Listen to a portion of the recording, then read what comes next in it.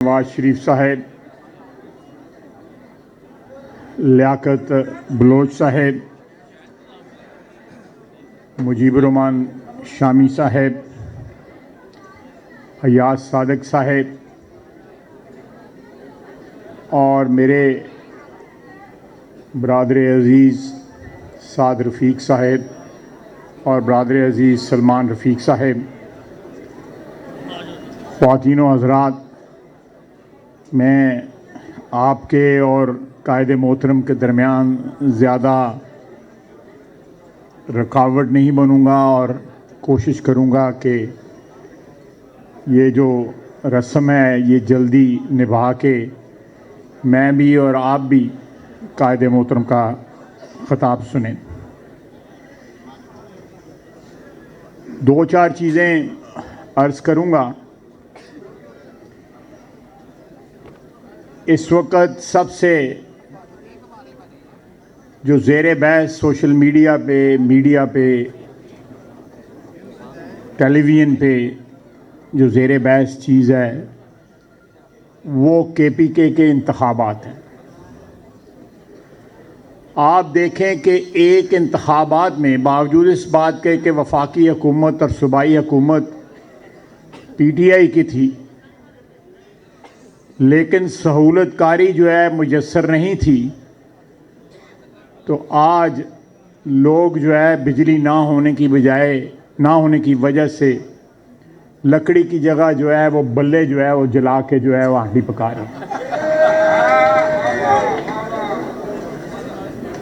तो हालात जो है वो तेज़ी के साथ जो है बदल रहे हैं। माल्टियां की बाहर ही कटे तो अगे नहीं जाएगा।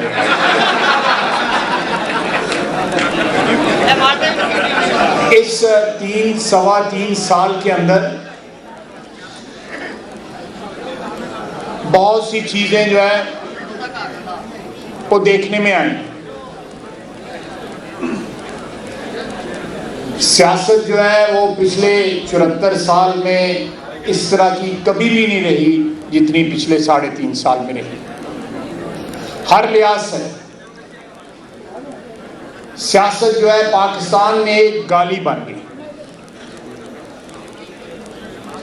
जो नए नए रिवाज और नई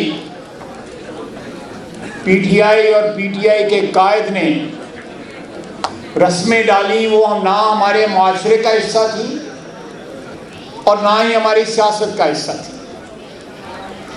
लेकिन कुछ ऐसी बातें हैं जो मैं आप लोग सारे मियाँ नवाज शरीफ की बशमूल मेरे वर्कर हैं, जो पिछले 74 साल में नज़र ना आई। मैं नेशनल असेंबली के हवाले से बात करूंगा कि हर दौर में जब हम अपोजिशन में थे कोई ना कोई शिकस्त और रेख हमारी पार्टी की हुई। अल्लाह ताला के फजलो करम से 2018 की धांधली दजा इलेक्शन के बाद हमारे 83 MNA थे। आज भी अल्लाह के फजल से 83 के 83 MNA जो है नवाज शरीफ के साथ खड़े। ये वफादारी की एक नई मिसाल है और मैं जहां उन मेंबरान को क्रेडिट देता हूं वहां सबसे बड़ा क्रेडिट जो है नवाज शरीफ को देता हूं कि उन्होंने अपने बयानिए के लिए जो कुर्बानियाँ दी और जिस कमिटमेंट का मुजाहरा किया, उन्होंने, उनके भाई ने, उनके भतीजे ने, उनकी बेटी ने, उनके बाकी ख़ानदान के अफराद ने पाकिस्तान की तारीख में एक ज़रबुल मिसल बन गया। ये नई रवायत है कि जॉइंट सेशन में 203 वोट जो है वो अपोजिशन ने, अगर एक रात कबल जो है वो टेलीफोन ना बजे होते तो 224 जो है वो 216 थे वोट।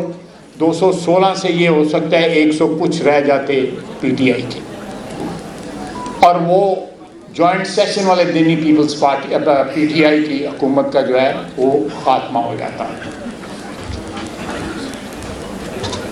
ये अच्छी रवायतें हैं और ये वफा की रीत जो है, ये वफा की जो एक रस्म डाली है, उसका 100% क्रेडिट जो है वो नवाज शरीफ को जाता है।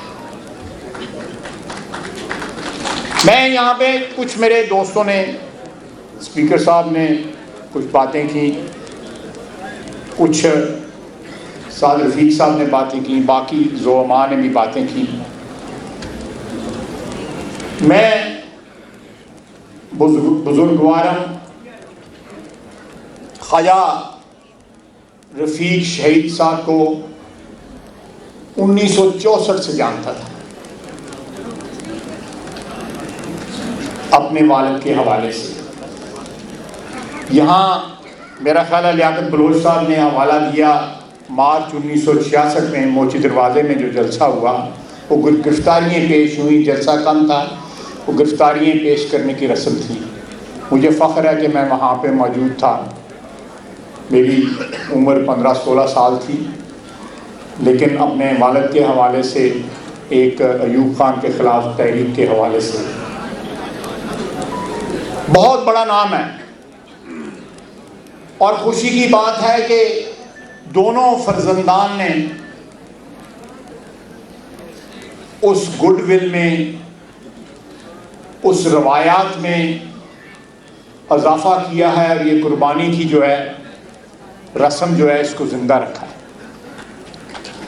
और आज पाकिस्तान मुस्लिम लीग की तारीख में इन दोनों भाइयों का नाम, और पिछले 25 साल के नशेबो फराज में इन दोनों भाइयों का नाम जो है वो जली हरूफ में पाइंदा और रखशंदा है। यहाँ पे मेरे दोनों भाइयों ने, साद रफ़ीक ने और अयाज सादिक ने कहा कि वो 9 दिन उसने कैद काटी। डीजी खान में मेरा ख्याल है वो कैद था, मियाँ वाली मेरा ख्याल है डीजी खान में कैद था। चलें कोई नहीं, जहाँ भी कैद था। ये जंग जेल में हम थे और वहाँ पे बहुत सारे लोग दूसरी जेलों से वहाँ पे ट्रांसफ़र किए गए 15 दिन के बाद। ये नवंबर 2007 का मेरा ख्याल है ये वाक़या है। उनसे पूछा गया, लोगों ने पूछा, जो लोग आए उन्होंने कहा आपकी जेल में और कौन कौन था? उन्होंने कहा हमारे साथ इमरान खान भी था, और वो चंद दिनों के बाद रिहा हो गया था। वो किस तरह रिहा हुआ? कहते 4 के 5 दिन रहा, सारा दिन बैठ के रोता रहता था। और फिर उसने उस वक़्त की काफ लीग की हुकूमत जो है उसके साथ कोई गुफ्तगू की किसी के ज़रिए, और उस वक़्त के पंजाब के हुक्मरानों ने उसके जो डिटेंशन के ऑर्डर जो है वापस लिए और वो खड़ा। ये जितना दलेर है, जिन्होंने मुंडे ने चढ़ के पिछले 3 साल दियां बड़का मारा है, सानू वो भी पता है। तो ये सारे राज जो हैं, इसकी अपनी कोई गुडविल नहीं, इसका कुछ अपना कुछ भी दाव पे नहीं लगा हुआ,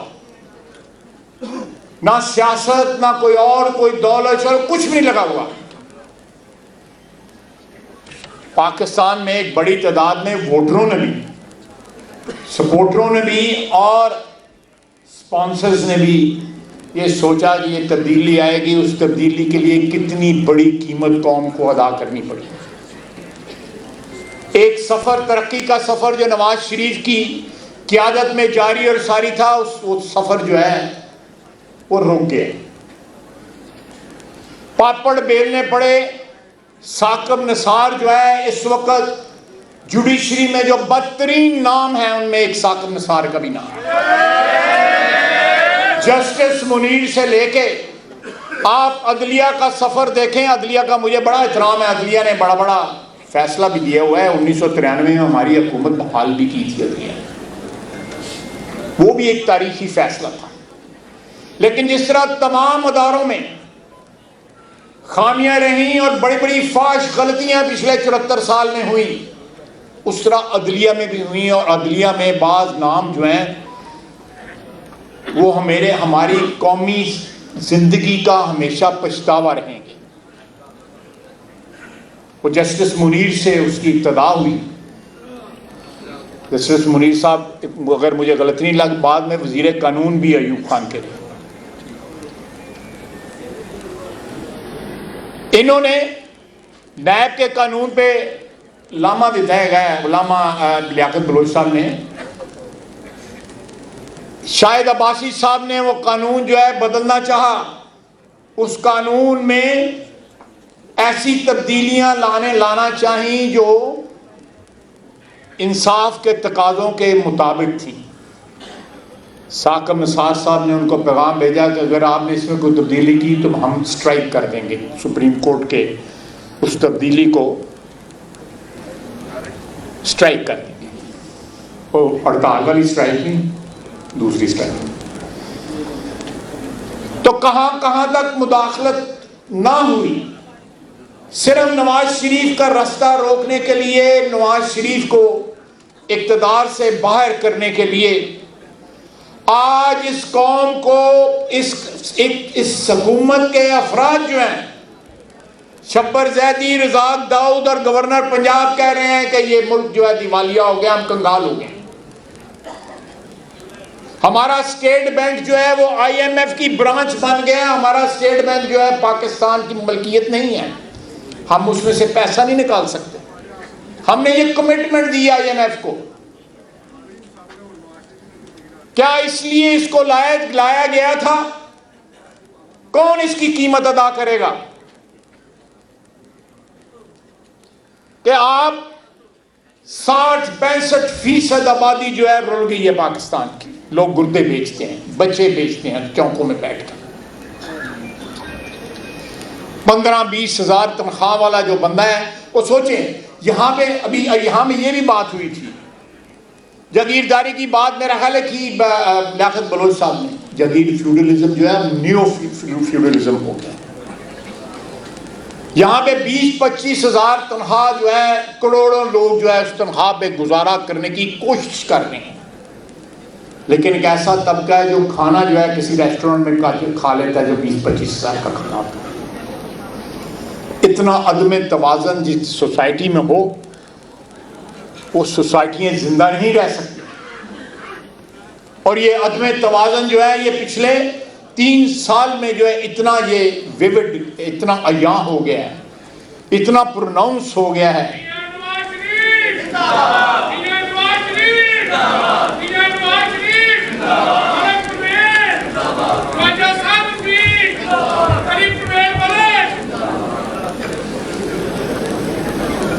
तो ये रुझानात इस वक्त मजहबी रुझानात भी जो हैं, वो मजहबी रुझानात नहीं है मुतशद्दद, वो बुनियादी तौर पे जो माशी महरूमियां हैं, वो मजहब में मुतशद्दद रुझानात का यह शक्ल डाल रही हैं।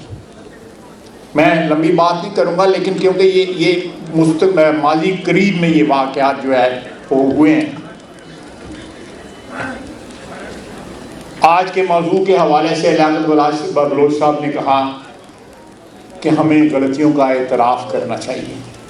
तमाम अदारों को, तमाम जो बरादरियाँ अशराफिया का जो हिस्सा है उनको ज़रूर करना चाहिए।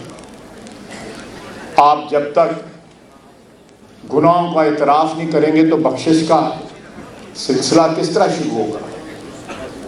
बख्शिश का सिलसिला तो उसी वक्त शुरू होगा कि अगर आप गुनाह का एतराफ़ करें। हमें मिन हैसुल कौम जो है, अगर हमने मौजूदा अज़ाब से जान छुड़ानी है तो मिन हैसुल कौम जो है हमें इन गुनाहों का जो 74 साल में इज्तिमाई तौर पे हमसे हुए हैं, और उसका एक वाहिद इलाज है कि इस मुल्क में आइन की हुकूमत हो।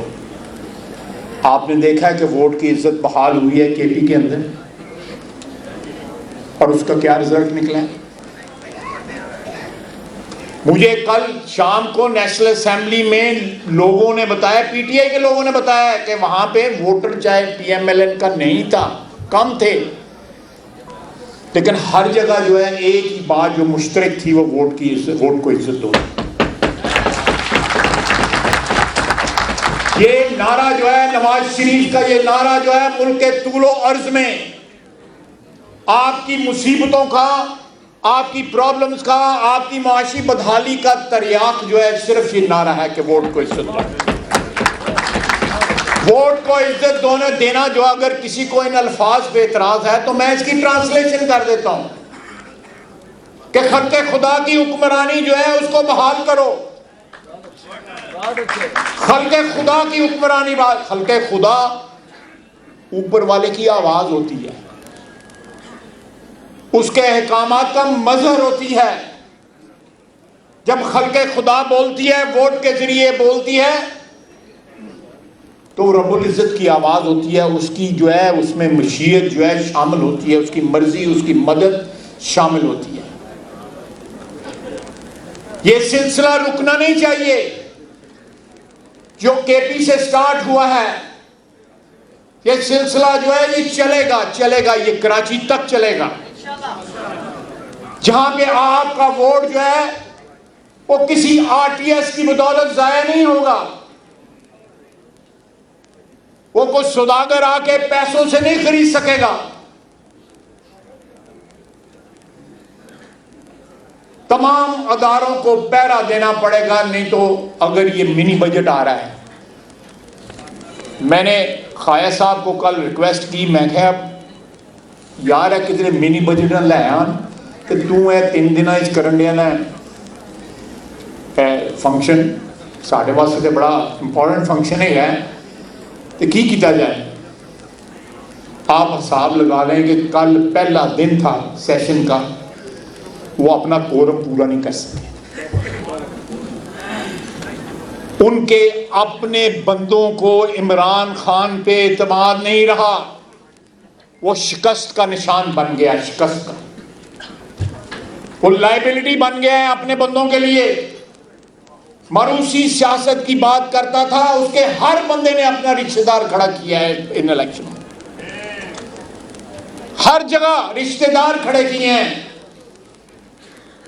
और अभी केपी का दूसरा मरला पता नहीं होता कि नहीं होता, उसमें जो डिस्ट्रिक्ट्स हैं उस सारी की सारी में जो डिस्ट्रिक्ट्स में पीएमएलएन का इन्फ्लुएंस है, वो वड्डी वड्डी जूती बजनी होती,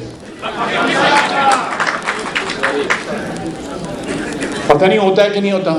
और उसके बाद पंजाब की बारी है, और पंजाब जो है ये आखिरी कील ठोकेगा इनकी सियासत के ताबूत में।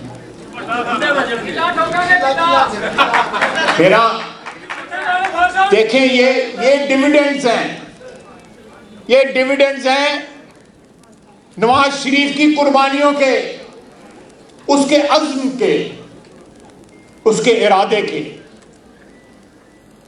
उसके अटल इरादे के, उसके मुसम्मम इरादे के, ये डिविडेंड्स हैं। तो मुल्क के तूलो अर्ज में एक ही आवाज है कि वोट को इज्जत दो। खल्क़े खुदा की जो हाकमियत है वो अल्लाह की हाकमियत है, वो कायम करो।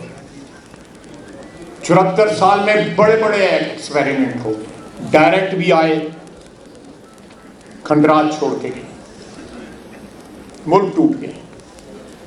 अब हाइब्रिड भी चला, उन्हें नहीं पता हाइब्रिड की बैटरी केड़ी है, ये तो पेट्रोल केड़ा है।